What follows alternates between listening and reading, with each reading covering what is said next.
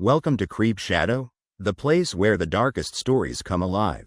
Here, we uncover the true tales of horror, mysteries that history tried to hide, and the shadows that still linger among us. If you dare, stay with us until the end, and don't forget, subscribe, like, and share to keep the shadows alive. Now, let's step into tonight's story. It was the mid-1980s. In the quiet town of West Pittston, Pennsylvania, a family found themselves at the center of one of the most disturbing paranormal cases ever recorded. A case that would later inspire books, documentaries, and ultimately the film The Conjuring, Rites. This is the story of the Smurl family. Jack and Janet Smurl wanted nothing more than a peaceful life with their 4 daughters. But soon after moving into their home, they became the targets of relentless, violent forces they could neither see nor understand. Their cries for help would eventually reach Ed and Lorraine Warren, the world-renowned demonologists who had faced evil before, but perhaps never like this.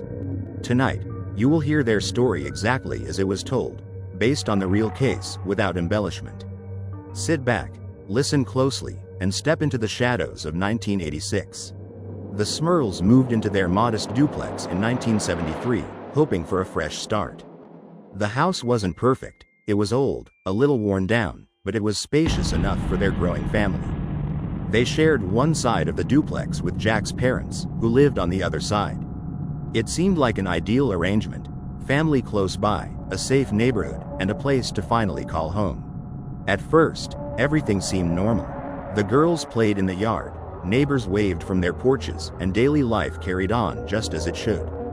But within months, the strange little annoyances began. It started with pipes rattling and faucets running hot when no one touched them. Electrical disturbances were common, lights flickering, televisions cutting off mid-show. Small things, easy to dismiss. An old house settling into its own age, they told themselves. But then came the smells. Janet would be in the kitchen, preparing dinner, when a stench like rotting flesh would suddenly fill the room. Overpowering, nauseating, and gone just as quickly as it came. She searched every cabinet, every corner of the house, but nothing was ever found. The children began to complain, too. They said they heard whispering voices at night. Sometimes giggles, sometimes a low growl, always just out of reach. And then there were the shadows, dark figures that seemed to linger in the corners of their bedrooms, vanishing when the lights came on. Jack noticed it most in the evenings, when he came home from work. The heavy sofa in the living room would be pushed across the floor as though someone, or something, had shoved it with tremendous force. Their daughters were far too small to move it, and his parents certainly hadn't.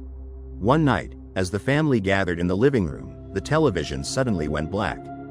The screen didn't just flicker, it turned off completely. And then, from the silence, came a scream. A high-pitched, blood-curdling shriek that filled the entire room. The children cried out in terror. Janet held them close, and Jack stood frozen. There was no explanation. The scream wasn't coming from outside. It was coming from inside the house. From that night forward, their lives changed. Doors slammed shut on their own. Objects flew across rooms. Heavy footsteps echoed down the hallway, even when the family was all together. Jack himself reported that invisible hands pressed against him, pinning him down, making it difficult to breathe. Even the neighbors began to notice.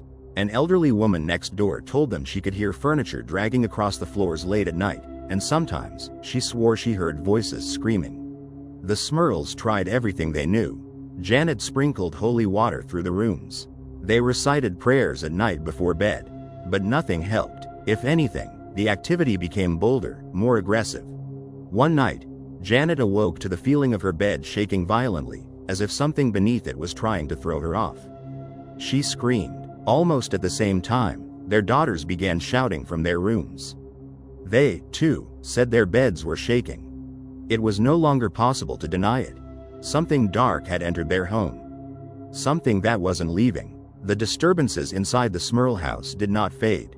They grew darker. What began as whispers and moving furniture quickly became violent, personal attacks. The family was no longer just haunted. They were hunted. Janet was the first to witness it clearly. Late one night, as she walked down the hallway, she saw a figure emerging from the shadows. It wasn't human. The shape was tall, grotesque, with features that seemed to shift as if it were made of smoke. Its eyes glowed a dull red, and then, as suddenly as it appeared, it vanished, leaving behind that same nauseating stench of rot.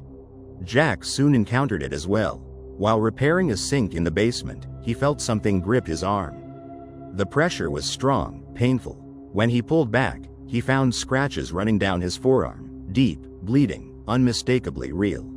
The entity was no longer hiding. It wanted them to know it was there. The children became its easiest targets. Beds levitated off the ground.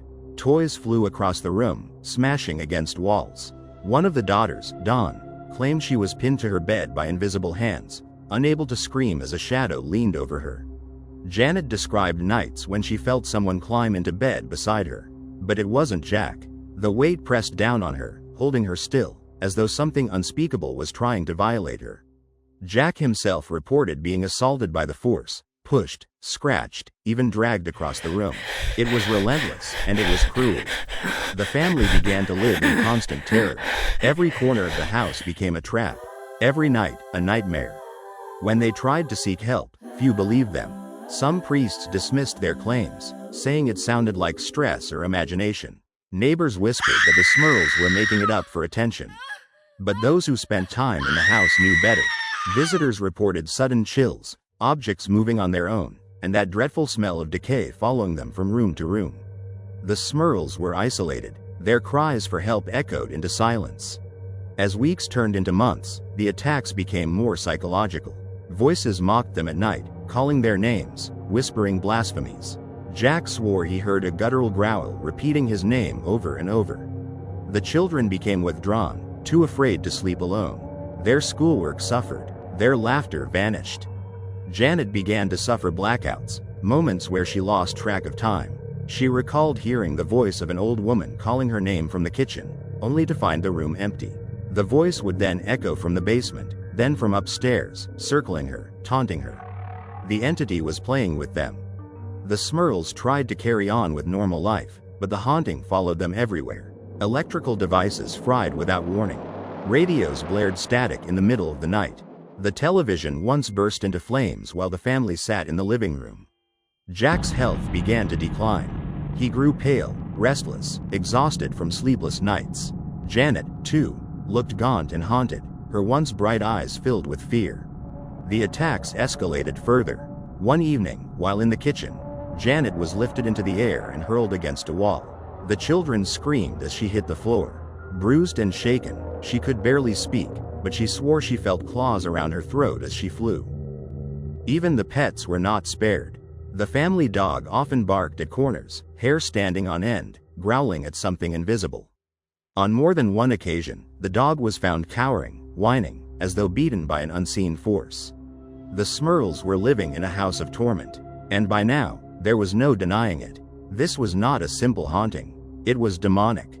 With nowhere else to turn, Jack and Janet turned once more to the church. But bureaucracy slowed them. Some priests offered sympathy, but no real action. Others dismissed their story entirely. The family prayed harder. They sprinkled holy water, kept crucifixes in every room, and recited rosaries until their voices broke. But instead of weakening, the entity grew stronger, as if feeding off their fear and faith alike. Janet later recalled nights when she felt her very soul being pulled from her body, as though something was trying to claim her from the inside. The family knew they were reaching the breaking point. If help didn't arrive soon, they might not survive. It was then, in their darkest hour, that word of their suffering finally reached two names that had faced evil many times before. Ed and Lorraine Warren. World-renowned demonologists. The couple who had investigated the Amityville horror. The experts who had spent decades confronting the supernatural. When the Warrens agreed to take on the Smurl case, the family felt their first glimmer of hope in years. But the Warrens also knew what awaited them inside that house was no ordinary haunting. The battle for the Smurl family's home, and their souls, was about to begin. The Smurl family had reached their breaking point. Years of torment had left them exhausted, wounded, and hopeless. But at last, their desperate pleas reached the ears of two people who had made it their life's work to confront the forces of darkness. Ed and Lorraine Warren. The Warrens were no strangers to evil. They had investigated hundreds of hauntings across America and beyond, Amityville, Annabelle, and countless others. But when they stepped into the Smurl home in 1986, they knew immediately this was different. From the moment Lorraine crossed the threshold, she felt it. A heavy, oppressive atmosphere that clung to her like a suffocating blanket. She described it as walking into a storm of anger and despair. Ed sensed it, too. He had felt malevolent presences before, but here, the energy was almost tangible, vibrating in the walls and floors. The family welcomed them with tears of relief. Finally, someone believed them. But as the Warrens soon discovered, belief was only the beginning. The Warrens set up their usual routine. Recording equipment in every room. Blessed candles and crucifixes placed throughout the house. Hours of prayer to test the entity's reaction. Almost immediately, the activity responded. At night, the recorders captured guttural growls, voices speaking in languages no one understood. Doors slammed violently during prayer. Crucifixes were torn from the walls and flung across the room. Lorraine, a clairvoyant, began experiencing visions. She saw shadowy figures lurking in corners, shapes that twisted and shifted into monstrous forms. She also sensed something deeper. A demonic presence, older and more cunning than most she had encountered. It is not one spirit, she warned. There are several, and one of them is inhuman. The entity did not hide from the Warrens. It attacked openly, as if challenging them. During one visit, Ed reported being nearly crushed by an unseen force pressing down on his chest. He gasped for breath, struggling to recite a prayer until the pressure suddenly lifted. Lorraine described hearing mocking laughter, echoing through the house even when no one else was speaking. The family, too, was subjected to renewed torment, scratches appearing on their skin, objects thrown across rooms. But the worst was what Lorraine saw in her visions. She claimed to witness the demon wrapping its dark presence around the Smurl children, whispering lies, sowing fear. It wanted not just the house, but the souls inside it. Knowing the severity of the case, the Warrens appealed to the Catholic Church for help. But the process was slow. The church required evidence, documentation, and proof before authorizing an exorcism. The Warrens compiled hours of audio recordings, growls, bangs, screams. They documented scratches, levitations, and attacks. Still, some within the church remained skeptical. Meanwhile, the family continued to suffer. Word of the haunting began to spread beyond West Pittston. Local news outlets picked up the story, interviewing neighbors who admitted hearing strange noises and witnessing unexplained events. The Smurls did not want publicity, they wanted peace. But the growing attention only seemed to make the entity stronger, as if it thrived on fear and notoriety. Skeptics called them liars, accusing the family of fabricating the story for attention. But those who stepped inside the house rarely left without experiencing something. The Warrens held repeated sessions of prayer inside the home, calling upon divine protection. Each time, the entity reacted with fury. During one session, while Ed read from the Bible, a heavy dresser lifted several inches off the ground before crashing back down. The children screamed. Janet collapsed, clutching her chest, as if an invisible hand were squeezing her heart. Lorraine rushed to her side, commanding the entity to leave in the name of Christ. But the laughter returned, louder than before, mocking them all. It became clear. Prayer alone would not banish it. The Smurls needed an official exorcism. For the Warrens, the Smurl case became one of the most grueling of their careers. Ed later admitted that the level of hatred and malice in the home was unlike anything he had faced before. Lorraine, deeply sensitive to such forces, often left the house in tears, her strength drained by the overwhelming darkness. But they refused to abandon the family. Despite the endless torment, there were moments of hope. During a particularly intense night, Lorraine claimed to see a vision of light, an angelic figure standing protectively over the Smurl children. She told the family it was a sign. No matter how powerful the demon seemed, God's presence was stronger. Those words gave the Smurls courage to endure, even as the attacks continued. By the late 1980s, after months of documentation, the church finally authorized multiple exorcisms. Priests entered the home, armed with holy water, relics, and ritual prayers. The battle between light and darkness was about to reach its climax. The Smurls had survived years of torment, but the question remained: could even the church banish something this powerful? Or had the entity already claimed its victory? The Smurl family had endured years of torment, scratches, voices, assaults, sleepless nights that bled into hopeless days. Now, the time for waiting was over. The Catholic Church had finally authorized an exorcism. In 1986, priests stepped into the Smurl home, rosaries in hand, vials of holy water at their belts. The air was heavy, oppressive, as if the walls themselves were listening. At first, silence. Then, an eruption. The house shook violently. Crucifixes rattled on the walls before being torn down and hurled across the room. A growl rose from nowhere, shaking the very floorboards. Janet screamed as she was thrown to the ground by unseen hands.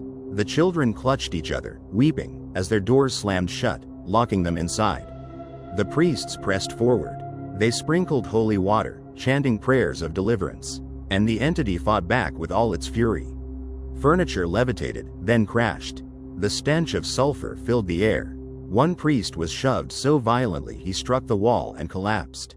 Hours later, the house fell silent again. The priests left, shaken, but the evil remained. The demon had not been cast out. Instead, it punished the family for resisting. Jack awoke one night to find himself pinned to the bed, pressure crushing his chest, his vision going dark. Janet endured violent assaults, her body scratched and bruised. The children began to suffer night terrors so vivid they awoke screaming, convinced the demon was standing at their bedside. Even their dog became a victim, cowering, whimpering, staring at something no one else could see. The house had become a battlefield. The Warrens urged the church not to give up. More priests returned, this time prepared for war.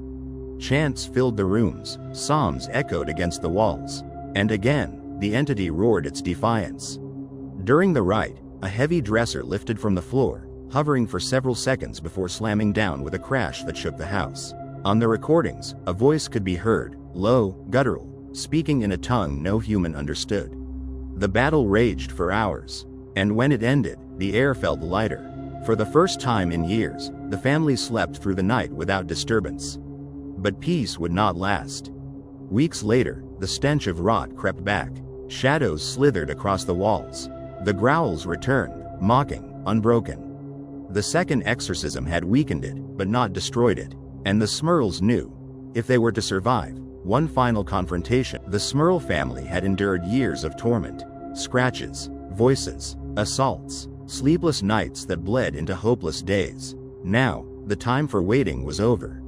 The Catholic Church had finally authorized. The ritual began in the living room, the very heart of the haunting. As the prayers rang out, the house convulsed. Windows shattered, lights burst. The very air grew thick with the smell of decay. Janet cried out as her body lifted into the air, suspended for several terrifying seconds before crashing back down. The children screamed as furniture hurled itself across their rooms. Lorraine described seeing it then, the true face of the entity. A vast, writhing black mass, its edges shifting like smoke, its eyes glowing with hatred. It shrieked with a voice not of this earth, loud enough that neighbors claimed to hear it outside. But the priests did not falter. They prayed louder, invoking the power of Christ again and again. Hours passed. The screams grew weaker. The mass twisted, recoiled, fought to cling to the house. And then, with one final cry of rage, it was gone. The silence was absolute. The air felt clean for the first time in years. The Smurls wept with relief. The Warrens, drained but steadfast, told them the battle was over. The house was free. For the Smurls, life would never be the same. The memories remained, scars that would never fully heal. But the nightmare was finally over. Ed Warren later described the case as a war between heaven and hell fought in an ordinary American home. Lorraine admitted the darkness of the Smurl haunting followed her for years, one of the heaviest burdens she ever carried. And though skeptics argued, doubted, and debated, the Smurls had no doubt. They had lived through it. They had survived it. Ed Warren later described the case as a war between heaven and hell fought in an ordinary American home. Lorraine admitted the darkness of the Smurl haunting followed her for years, one of the heaviest burdens she ever carried. And though skeptics argued, doubted, and debated, the Smurls had no doubt. They had lived through it. They had survived it. When the final exorcism ended, the Smurl family's nightmare was over. The walls were silent, the voices gone. For the first time in more than a decade, peace returned to their home. But the scars never left. Jack and Janet carried the weight of those years, The fear, the sleepless nights, the constant battle with something they could never truly understand. Their children, too, grew up forever changed by the shadow that had once lived in their bedrooms. The case of the Smurl haunting divided the public. Skeptics dismissed it as exaggeration or even fabrication. But the Warrens and the priests who stood in that house swore to what they witnessed. Voices captured on tape, furniture that moved against gravity, attacks that left bruises and scratches no human hand could make. For Ed and Lorraine Warren, it remained one of the darkest cases of their career.